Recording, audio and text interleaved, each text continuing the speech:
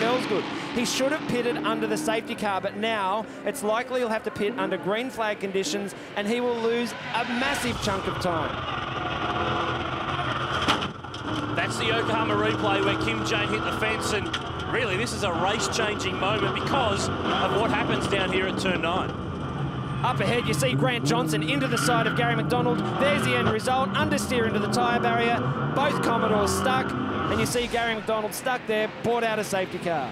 Steve Robinson back in the category this weekend, sharing with Noel Edge, putting a move on Brendan Tucker. It's funny when you watch these guys who are a little bit further down the field, not quite as fast as the front guys. They have their own little jewels, but the attitude of the car is not quite the same as those leading guys. Roel Harris makes his pit stop. He'll hand over to Andrew Schultz, and he will slip way down the leaderboard. Wasn't a bad way to go, because if you miss that first safety car, you may as well just keep going. Try to build a margin while the rest of them are fighting among themselves. But this is the car that assumes the lead. The window for pit stops is closed. The man behind the wheel is Rick Bates. You can just see him grabbing fourth gear through turn 3. When you're watching from the outside, that turn 3 doesn't look quite as quick as it is, but to grab fourth gear makes it a very quick corner. And a lot of people might be saying, Rick Bates, rally driver, what's this all about? But the fact is, Rick's done Bathurst in 2-litre cars and in V8 supercars. He's done a lot of circuit racing, so he knows his way around. And he's not afraid to throw this thing at a curb or two. Throw it over a curb or two, and you heard the engine just screaming. Grab the rev limiter there, bit of a slow gear change, but he has a 3-second lead. A big breath. I'm heading into turn 8. Look at the nostrils flare. He didn't flinch. What are you going on about? Oh, he didn't flinch, but did you hear the big lift off the throttle? Get into it, Batesy. What have we got there? Oh, it's a ute race. There's debris here, there, and everywhere. It's way off the racing line. That'll be okay. There's second place. George Badiki, he's on the hunt, and he's looking for this car.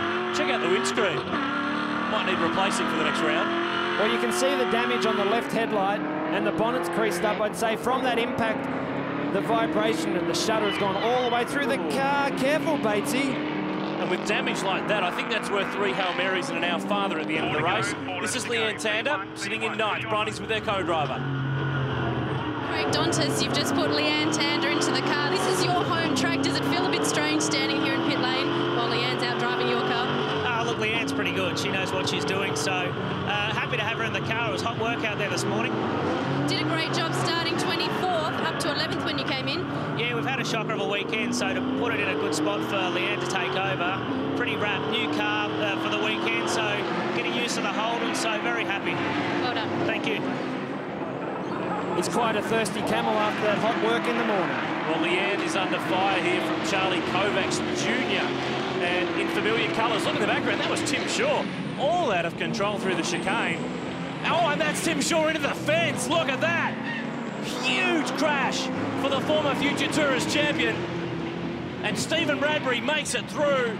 That's huge. That's a familiar story, Bradbury making it through with that happening in front of him, but that is a nasty impact. Very nasty indeed, as we mentioned just a lap ago, and another car has spun on the oil. That's Matt Lockwood, the Kiwi in the Isri Truck Seats Commodore. I made mention 2 laps ago, you're grabbing fourth gear as you go through that turn. That is big speed. Let's have a look again. Look in the top of your screen. Clips a tyre bundle, and the left front is just dangling. It's no good. So he's got to the next one at the left-hander at turn 3.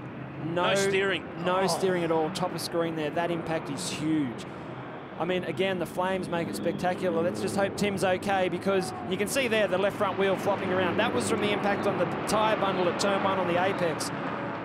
And look for Stephen Bradbury in the iSeek Falcon. He does a good job here. Steers right. A moving car that's out of control, that can't be operated. But that means the flag falls on this race, and the win will go to Rick Bates and Andrew Fisher.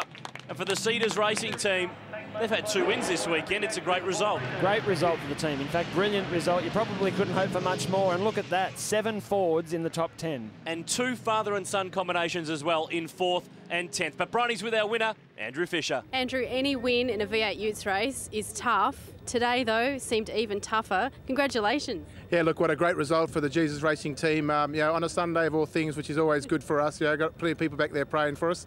But yeah, look, it was a great result. It was a fantastic concept having the legends in there as well. And obviously, I'm honoured to have Rick Bates, who's a motorsport legend, in the car with me. And it was great to share the weekend with him. He had a great time. He drove the car really well. And coming home in first place in that last race was a great result.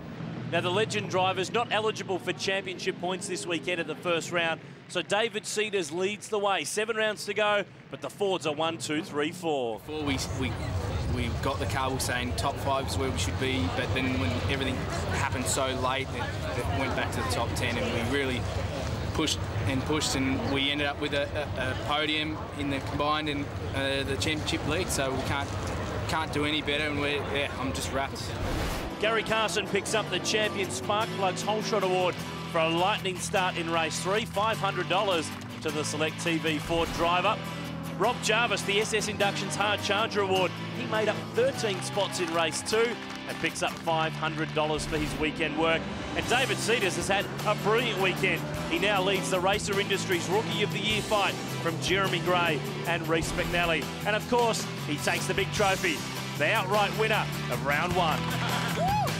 Well, we expected all sorts of action in the first round of the V8 Utes from here in Adelaide, and well, I guess we sure got it. The next time the Utes are in action, it's round 2, coming to you from Winton Motor Raceway at Benalla in country Victoria. Thanks to Damien White and the whole crew, I'm Aaron Noonan. We'll see you next time.